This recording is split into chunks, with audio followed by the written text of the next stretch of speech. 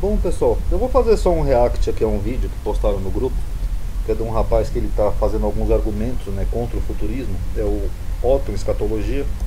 Nada contra ele, ou o canal dele, cada um interpreta a Bíblia como quiser, mas como o meu canal é voltado em preterismo, eu queria mostrar para vocês alguns argumentos que os futuristas usam para tentar rebater o preterismo. E muitas vezes esses argumentos não condizem com a própria Bíblia, né? Então, nada contra o rapaz, eu vou analisar só 3 argumentos que ele apresenta aqui no vídeo, tá bom? Vamos dar uma analisada. Primeiro ele diz o seguinte, ó. É lógico que é preciso você espiritualizar o sermão profético para adaptar ele ao preterismo e dizer que ele já se cumpriu. Como, por exemplo, quando você lê aqui o versículo 29, e logo depois da aflição daqueles dias o sol se escurecerá, a lua não dará sua luz, as estrelas cairão do céu, né? As potências do céu serão abaladas. É óbvio que numa visão preterista, esses versículos precisam ser espiritualizados. Então ele entende, pessoal, que não pode ter acontecido isso aqui no primeiro século, se você teria que espiritualizar esses versículos. Na verdade, a própria Bíblia faz isso, ó. Deixa eu mostrar aqui para vocês o livro de Atos. Deixa eu vir por aqui que é mais fácil, ó. Livros. O que acontece em Atos? Nós temos o Pentecostes, que os apóstolos discursam, e cada um das pessoas entende na sua própria língua. Não é isso que está na Bíblia de vocês? Aí as pessoas acham que eles estão até bêbados, né, os apóstolos. Aí Pedro vai discursar, e Pedro diz, olha, não homens, esses homens não estão embriagados, ó, como vós pensais, eles não estão bêbados. Isso que está acontecendo, é isso o quê? O dom de línguas. Não é isso que está na Bíblia?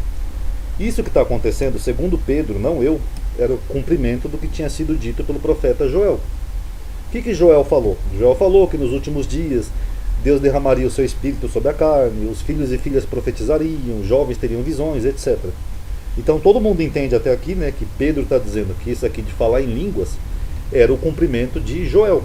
Ó, Joel não falou isso? Ó. Só que Pedro vai mais além. Ele fala também desse mesmo versículo que o rapaz fala que não teria como acontecer no primeiro século. Aqui, ó, o sol se converterá em trevas e a luz sangue. Então, se segundo Pedro, na própria Bíblia de vocês, ele entendia que esse fenômeno que estava acontecendo ali era um cumprimento de Joel, que também falou que o sol se converteria em trevas e a luz em sangue, é porque isso aqui não tem que espiritualizar, isso aqui é apenas uma figura de linguagem.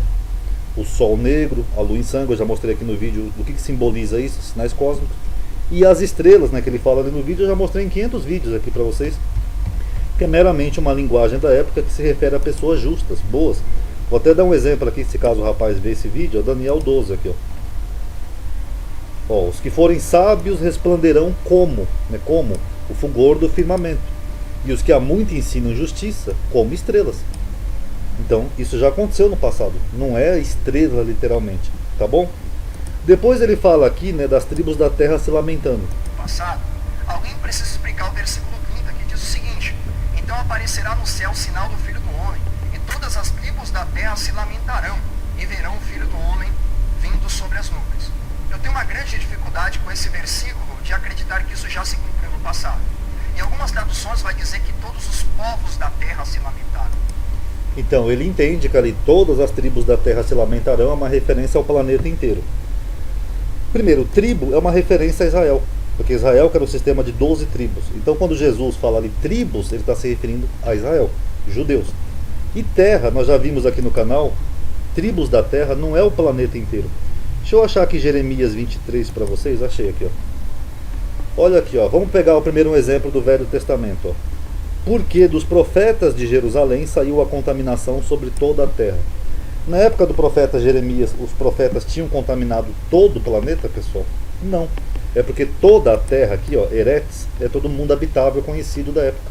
É disso que o autor está falando. Um outro exemplo que eu sempre uso é Romanos. Quer ver aqui, ó? Romanos...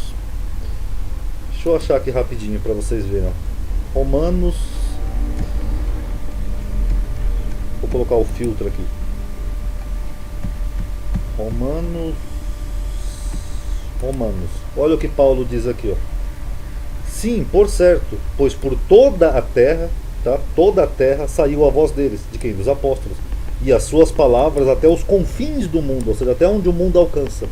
O evangelho já tinha sido pregado em todo o planeta no primeiro século, pessoal? Não. É porque é a mesma coisa. O ecumenes ou cosmos no grego é um equivalente do aretes no hebraico, ou seja, toda a terra.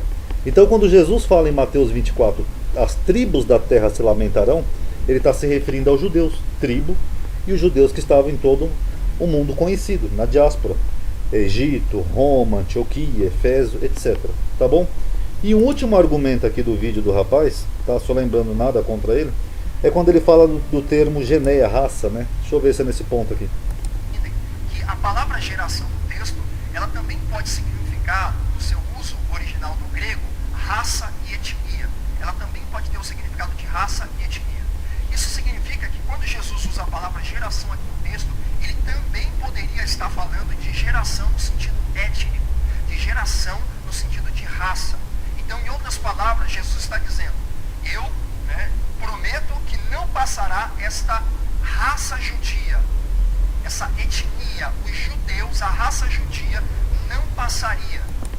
Então esse é um argumento clássico dos futuristas, né? Eles pegam Mateus 24, 34, eles entendem que ali o termo seria raça judia. Vamos ver o termo aqui primeiro, pessoal.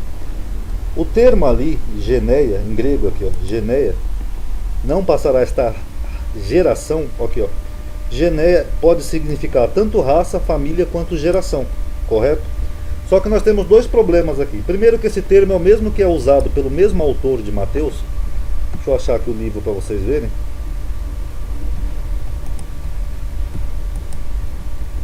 Deu uma travada aqui.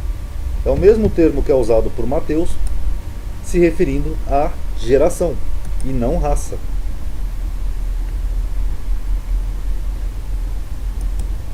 Aqui, ó, Mateus 1.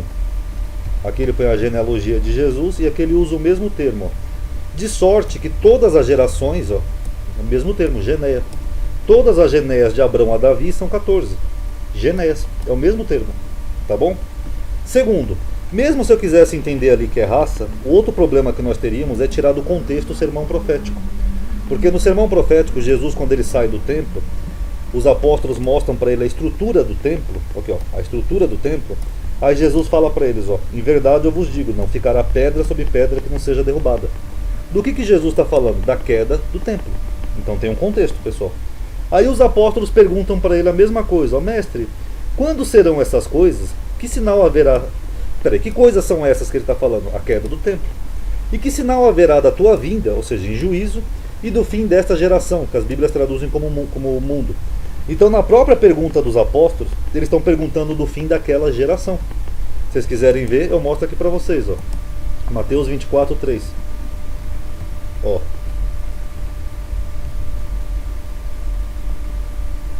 Aqui, ó. Aionos, era. Quando será o fim desta era, mestre? Então, todo o contexto gira em torno dessa pergunta. Os apóstolos perguntam para ele, quando vai ser isso? A queda do templo, a tua vinda e o fim desta era. Aí Jesus explica todas as coisas que iriam acontecer, inclusive os sinais cósmicos, e no versículo 34 ele praticamente conclui dizendo, ó, não passará esta geração presente sem que todas essas coisas aconteçam. Então, se eu for traduzir aqui como raça judia, eu vou entrar em problema porque não vai ter nada a ver com a pergunta dos apóstolos, que é o contexto do sermão profético. Vocês estão entendendo? Ficaria uma coisa absurda. Os apóstolos perguntam uma coisa e Jesus responde outra. E por fim, se eu for usar aqui esse argumento de que geneia aqui seria a raça dos judeus, então quer dizer que os judeus têm que acabar para Jesus voltar? Não passará essa raça judia sem que todas essas coisas aconteçam. Fora que eu teria que ignorar que todas essas coisas aqui do sermão 24, do sermão profético, já aconteceram. Tudo isso. Então, tem um contexto. Eu não posso simplesmente pegar uma palavra que tem mais de um sentido, como geneia, só porque geneia também significa raça, e ignorar o contexto e dizer que ali o autor está falando de raça, sendo que não tem nada a ver. O contexto gira em torno de uma pergunta, e Jesus respondendo essa pergunta, ele diz todas as coisas que aconteceriam dentro daquela geração, não daquela raça. Tá bom, pessoal? Então, só uns argumentos aí que os futuristas sempre usam. Analise aí e tirem suas conclusões. Paz a todos.